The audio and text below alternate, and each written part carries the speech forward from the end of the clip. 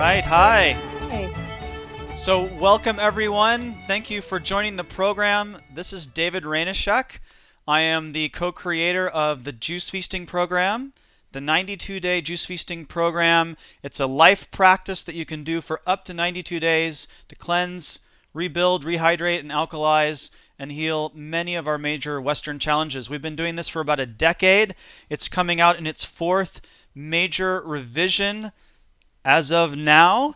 And so today I'm joined by Courtney Pool to talk about her experience with juice feasting for her own health and also as a professional coach and educator. Courtney is a juice feasting practitioner and coach, an 8-year vegan, a former staff member at the Tree of Life Rejuvenation Center in Arizona, and author of the Spirulina Recipes ebook on spirulinajunkie.com. As a former speaker, she addressed crowds of exciting spirulina junkies and juicing aficionados at 105 Degrees in Oklahoma City, the New Life Expo in New York City, has written articles for Chris Carr's Crazy Sexy Life, Vegan Mainstream, and you can find the home of her writing and teaching at courtneypool.com.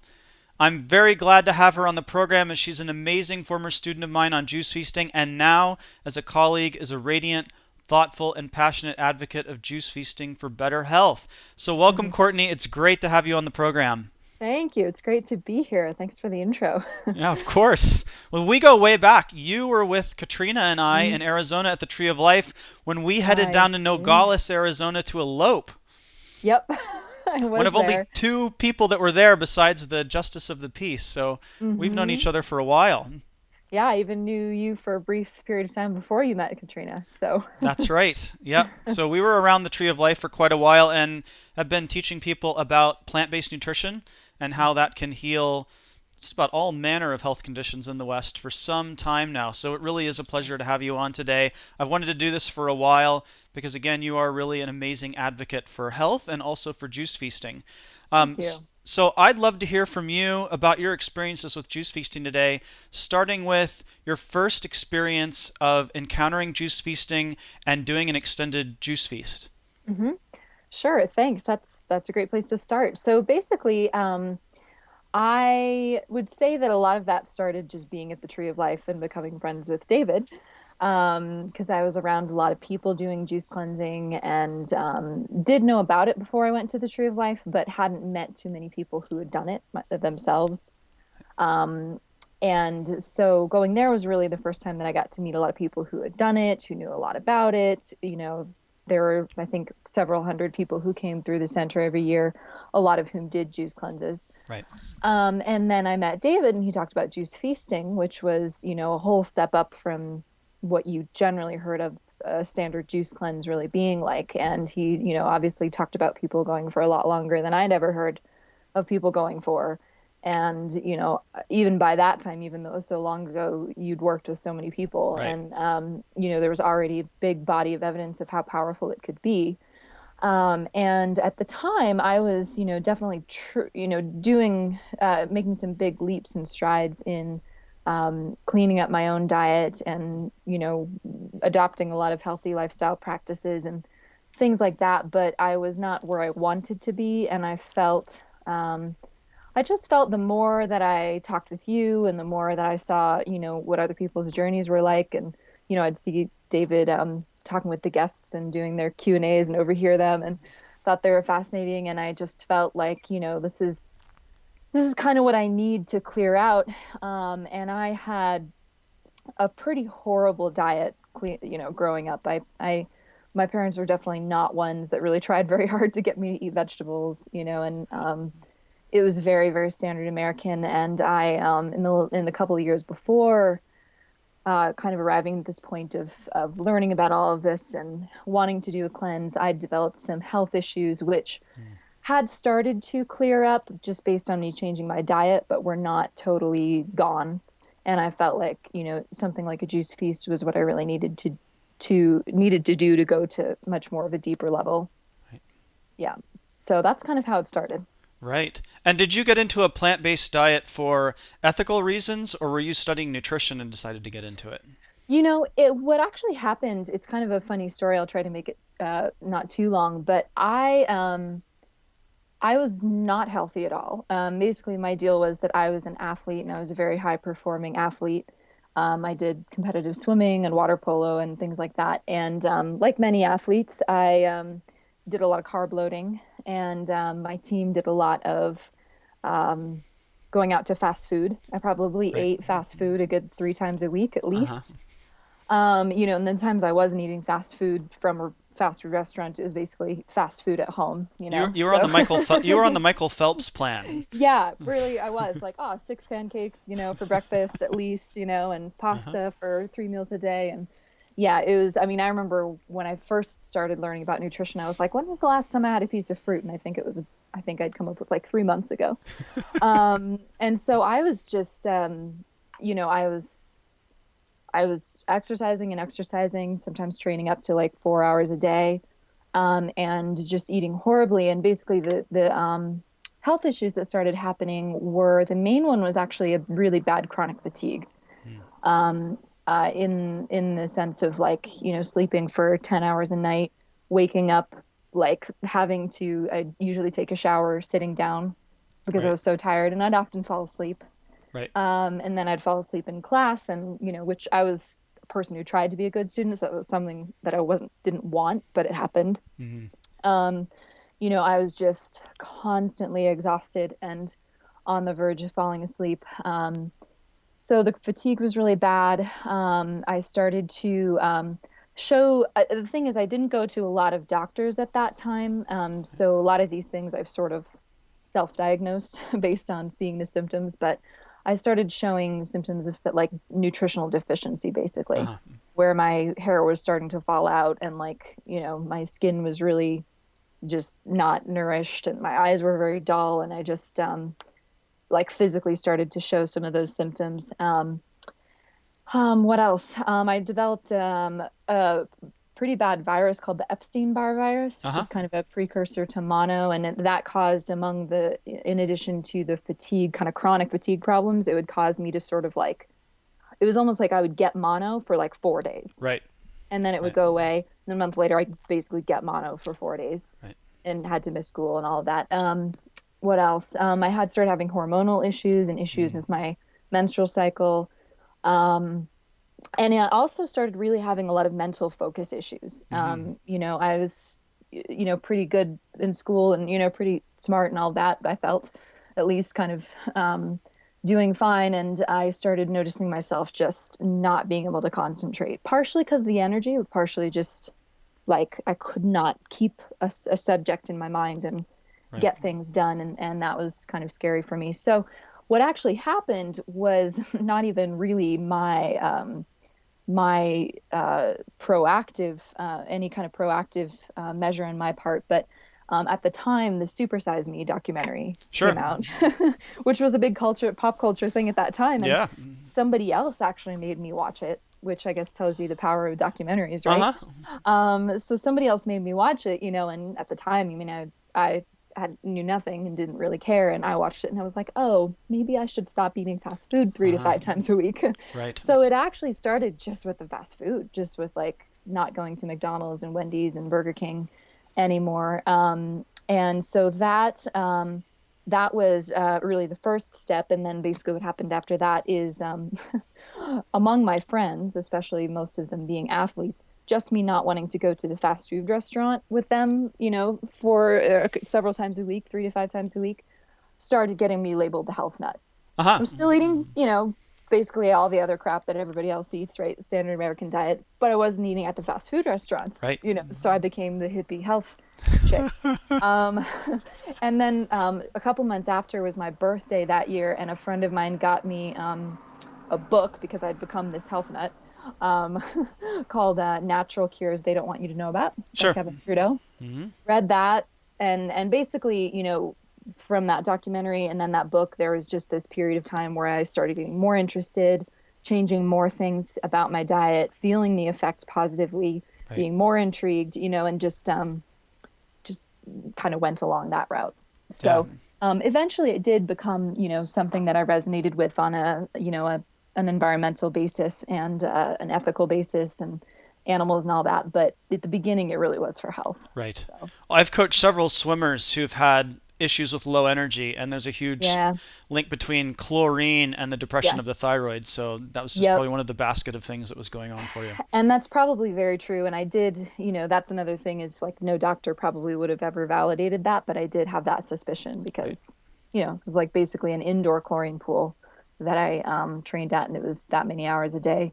So I'm sure that that was a part of it, and my diet didn't Uh-huh. help me recover from that. So, yeah. So tell me about your first juice feast. How significant was Yeah. that for you, and what were the highlights?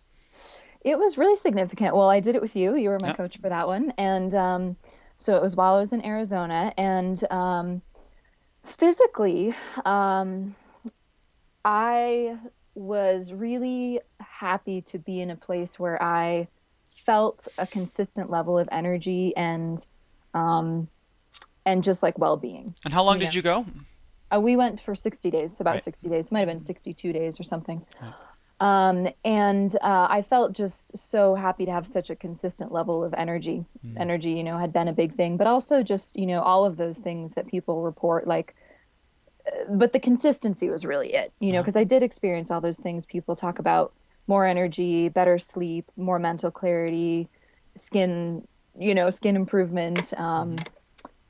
just a feeling of well-being, weight loss and all of that. But because of my eating habits, which were both, the problem was that they were very toxic, but I also have had a long history of compulsive eating and Uh-huh. binging and overeating. And it was like the longest that I'd ever been in like this consistent place where I felt good, Right. because previously I could maybe swing a day or a part of a day where I felt like I was eating really well and I wasn't eating too much Mm. and like feeling the benefit of that. But I mean, my diet was just so unstable for so long that like I felt it was just like blissed out by like, oh my gosh, I'm waking up and feeling amazing every day. Right. And I'm going to bed feeling amazing every day, and it's happening multiple days in a row. It was really revolutionary for me. And it was really great because I think because I had really grown up with so much of a toxic diet, and certainly did have, health stuff growing up, that now that I look back, I'm like, that was because I ate that way. That Right. I think the juice feast was also the first time that I really experienced how good my body could feel. Mm-hmm.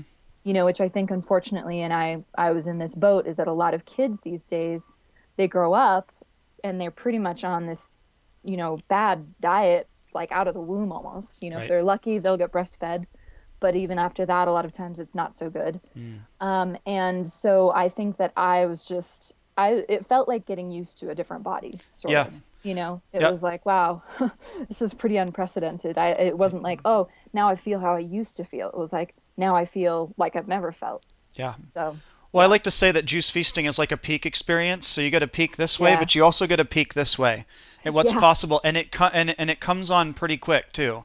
I mean, Mm, in a few weeks, you're yeah, like, wow, I'm in significantly different territory now than I was before. yeah, yeah, yeah, exactly. So, did juice feasting as a practice, being inside of the practice itself, do you feel like that set up better practices of eating after the juice feast? Yeah, I do think it did. I think that the main thing, I think that what it helped me with, I mean, I definitely noticed physical differences of like, I noticed a physical difference of, feeling like I had different cravings than I'd had Uh-huh. before, you know. Definitely had different cravings and craved more healthy stuff after the juice feast, and that Right. felt like a natural thing that was happening. And then also, I think that more like mentally, I think that I was just really, I'm sorry, there's a truck Oh, out no, there. it's all right. Mentally, I was, it had been kind of along the lines of what I was saying earlier, is that it was so unprecedented for me to feel so good for such a consistent, extended period of time, Mm. that I think that that really, like I always want to use the word spoiled me, but I know that's Uh-huh. not the right word because obviously it's kind of what we're supposed to feel. But it like kind of solidified this, like, I don't want to feel any different than the way I've been feeling. Like, Right. I know what I can have and now I want it. Right. So I think that mentally and emotionally on that level was a really big piece because I'd had 2 months basically in that space. And, and kind of came out of that just feeling like even more of a resolve and more of a vision of what it could be. Right. It's like sometimes when you've been in bad health and that's all it is hard to really like relate to what good health would actually feel like for you in your life. Right. So, yeah. So was it significant in such a way that you feel like there was kind of my time before juice feasting and then the juice feast happened and then there was like kind of everything after that? Yeah, Was it a I think doorway that you so. passed through? It was a doorway, and it was a doorway also just I think in the sense of kind of the hero's journey like you talk about it, like it was just this goal that I set, and it's a long time to juice. Anybody Sure. who does that long, it's a long time to juice, and I felt like it was something that I never expected myself to be able to do. Right. And part of the reason I was able to do it is because it's such an accessible type of cleansing. So physically it felt balanced as well. But even just coming off of it and being like, okay, I have this ability to do this thing for myself Yeah. that is so in my own best interest, and I can follow through. And like, I'm not like a spineless person when it comes to diets or just really weak. Like a lot of us have this definition of ourselves. And so I think that was a big turning point. After that, there was still some back and forth that I did with my diet and still kind of refining things. And I did additional juice feasts. But I would say that, like, it was definitely of any single health kind of or self-improvement thing that I've done, it was the most nodal kind of turn in a different direction. Right. Yeah. So as a life practice, how has it evolved for you over the years? Well, personally, I pretty much do a couple of juice feasts every year Hmm. and have been doing that pretty consistently. Right. And it feels great. I mean, it's for a different purpose now because I don't Hmm. enter into it in a really bad physical place. Right. But I love it because it's such a good tune up. Yeah. It's like putting new oil in your car. It's like you do it and you feel better. And I feel, and I know this is something you've got a lot of info on your website about too, is that part of the problem that we all face is the environmental toxins as Right. well, and the toxicity that we take in almost even if we do a lot to try to mitigate it. Yep. If we're eating well and we try to minimize household toxins. Unfortunately, we all live in this world where we're around car exhaust and we're around all the chemicals that are dumped in the air, and Right. some stuff just gets in. And so I feel like it's a really responsible thing to just keep my body up and running to even get that stuff out. But certainly, it's great. I feel like it's great after a winter where maybe I've been eating a little bit, more substantial foods and, kind of cleaning out, and it just always feel, renewed after. It's like getting a massage, but better. Right. Yeah, an internal massage. Yeah. So how is it going from juice feasting for yourself to coaching other people? Yeah, well, I actually, when we did the juice feast back then, I had the intention to want to coach people, because that's how much my desire had grown, and so we had worked together in my training to become a juice feasting coach then. And then I did some of that kind of in the context of the Tree of Life, while I was still there. So I did some distance, some coaching people out of a distance, just like over Skype. But mostly what I was doing at that point was some of the nutritional Q&As at the Tree of Life and check-ins with the guests and Hmm. some of the educational classes and just support sessions. So a lot of it came in that capacity. And Right. then when I finished at the Tree of Life after being there for 5 years, then I started doing it like more full time, and most of it has been, over Skype Yeah. and at a distance, and I just love it. I mean, I think similarly to you, I just feel it's like it's a personal thing anytime I work with someone because I get so personally excited about what their Right. potential is, and I get excited that they might not even know how good they can feel, Right. just like I didn't, and so yeah, it's really really fulfilling, and people have amazing stories based on the healing power of juice. So Yeah. I mean, I know for me, I mean, I was really sick for a number of years before I yeah. encountered juice feasting.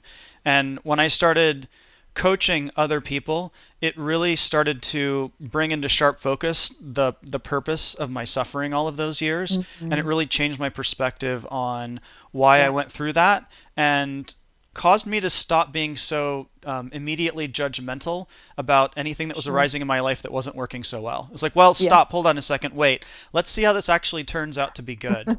Right. And I was also able to take all of that time that I was suffering with my health and trying to figure it out and turn that into an enormous amount of compassion and skillfulness with Hmm. regards to coaching other people. Yeah. How's that been for you in terms of taking your own personal experience and translating it into to coaching other people?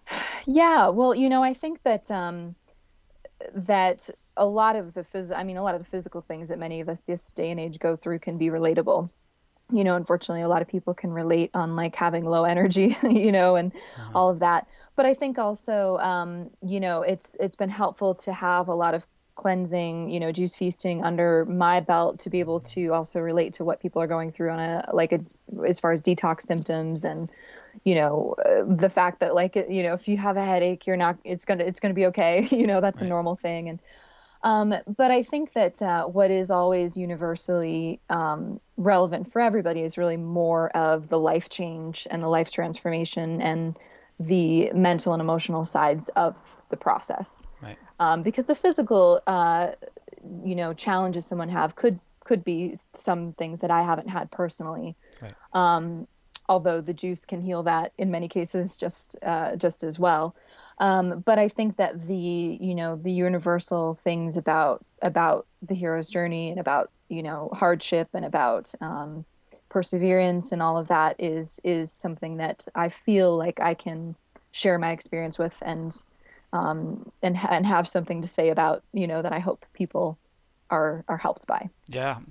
I feel like Yeah. I fell by dumb luck into a coaching Mhm. environment that's really amazing because Yeah. the level juice feasting requires that you're talking with the folks that you're coaching on a regular basis. And Yeah. so in some cases I speak with my clients every day, and it Hmm. was like, wow, people want to talk about more than just what's going on with Hmm. their physical health. They want to talk about the job they're doing, relationships that they're in, books Yeah. they're reading, hopes that they have, things that they want to jettison from their lives, other new things they want to bring in.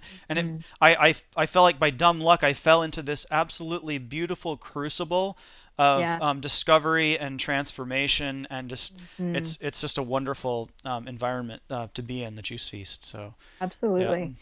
yeah, Yeah, it is. And I think that for many of us, some element is the fact of just not having knowledge about nutrition, right, which is such an important piece. And some of it is also the fact that, sometimes there are things in our lives that need to be changed, and that's also causing us to use food as a crutch, right, which is where I think what you're talking about comes in, where like, to really change your health, sometimes you do have to look at my job and my uh, relationships and, those things that maybe when they're, if I'm kind of ignoring addressing those things, then I might be more likely to go for the pizza rather than the green juice. right, You know, yeah.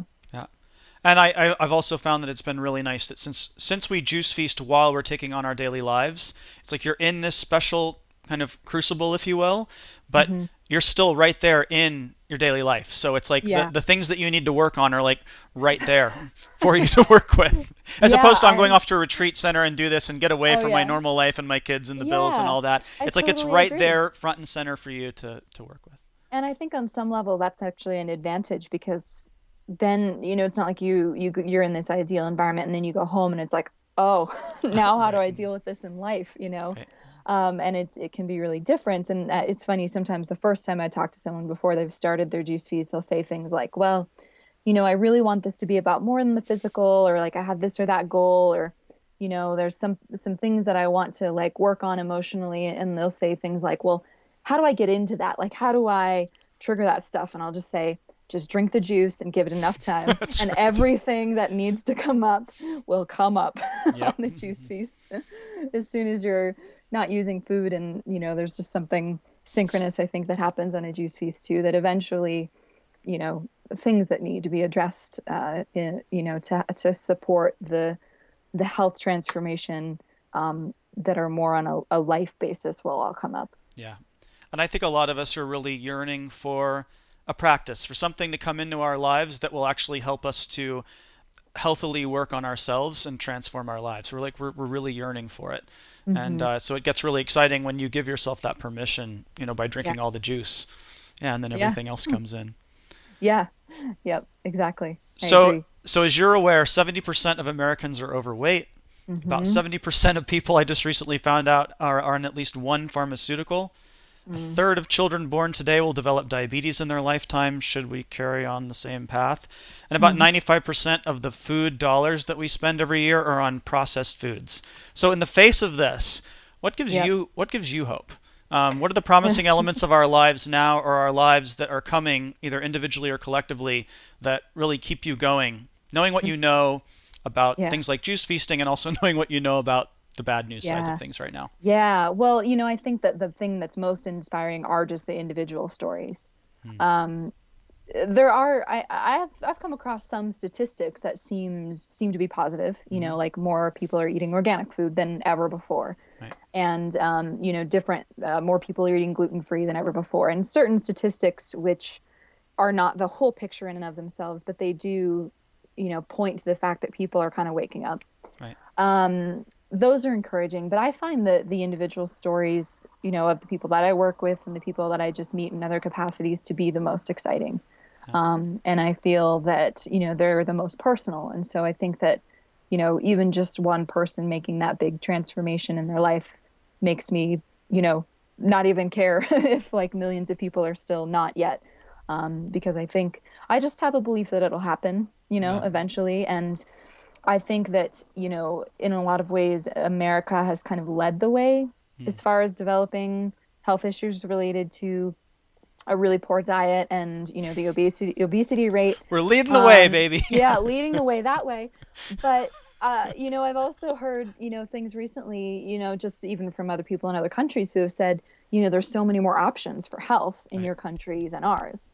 And so I do wonder, if maybe it'll be a scenario where we got the worst the quickest, Uh-huh. but maybe because of that, we'll start learning our lesson and start turning the tide a little bit. Right. And that would be great to think that maybe we're kind of seeing the worst of it right now. Yeah. That's what I hope. But as far as my personal inspiration, it's really the people that I get to know personally Yeah. and how their lives change. Yeah. Hmm. Great.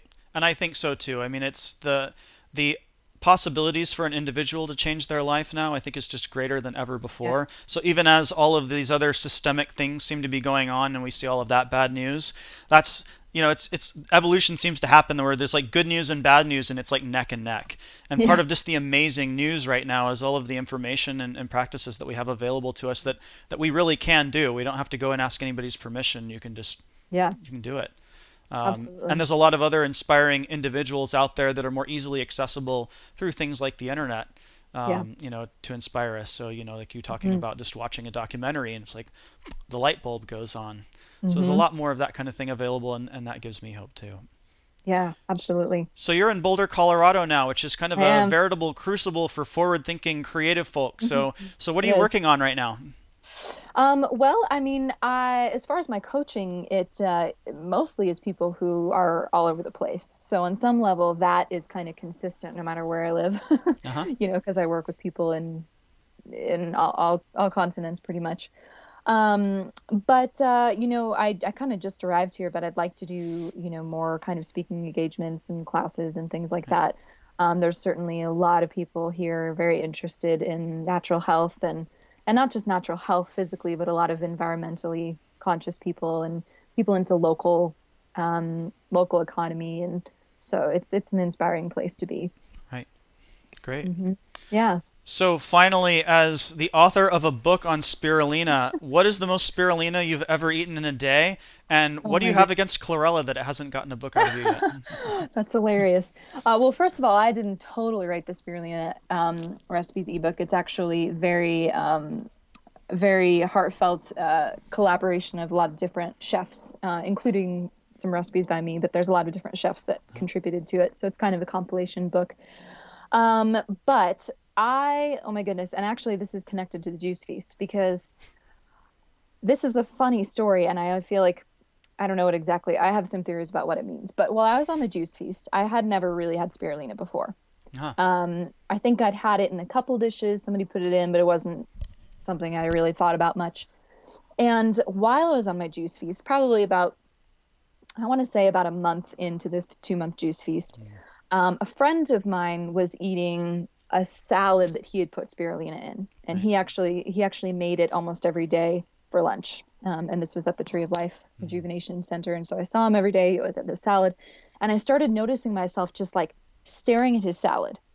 I mean, you kind of do a little too much staring sometimes at food when you're on a juice feast, but I was like really staring at this salad every time he had it. And I was like, this is so weird. I'm like totally magnetized to this spirulina. Uh-huh. But it wasn't a thing of like, oh, I used to love this food and now I can't have it, so I miss it.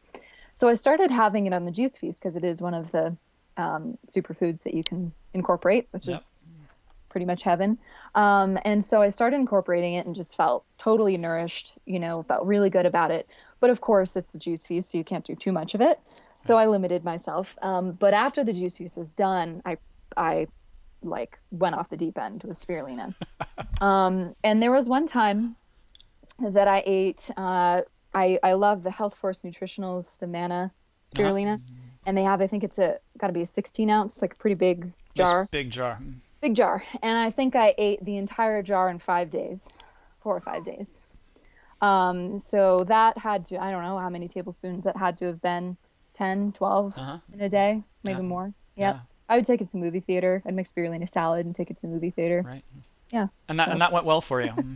it went well. I love it. Yeah. I love it. And chlorella, I love chlorella. I don't have anything against chlorella. I just personally like the taste of spirulina better. That's Yeah. really all it is. Yeah. Yep.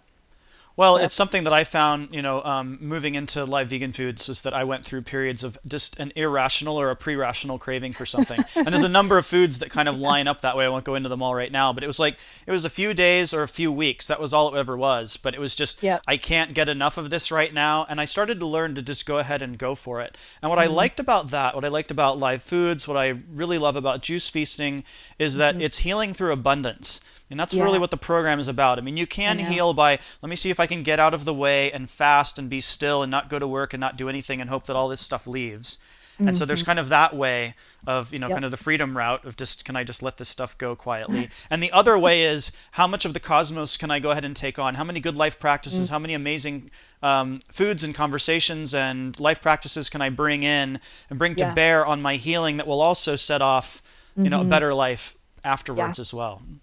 Yeah. Yeah. And it is. It's, because I think most of us, what we're going for when we want better health is we want more of life, right? Mm, Like usually the problem is we're missing out on life already. Like we feel deprived on some level, right. whether it's like, I mean, anything. We don't have the energy to do certain things. We don't feel comfortable in our bodies, so we don't do certain things. I mean, there's a lot of times, that we're just missing out. And so I think that being able to move towards the abundance and like the possibilities in life while you physically feel like there's an abundance happening I think it just matches. I think it makes a lot of sense. Yeah. And it's definitely been the kind of energy that's been most helpful for my own journey. Yeah. Great. Well, Yeah. thank you for so fully and abundantly and radiantly supporting juice feasting and Hmm. practicing it yourself and encouraging other people to do it. It's Yeah. fantastic to talk with you today. So nice to see you again. Thank you. You And too. and so for everybody watching, you can find out about juice feasting below this video. Really enjoy the abundant life practice that you can access and use for the rest of your life. Both of us will see you on the Yeah. website later and out there in the world. Thanks for coming on to the program today. Bye, See you Courtney. later. Bye Bye, bye. everybody. Bye, everyone. Is that good? It is really good, isn't it? Yeah, I like it.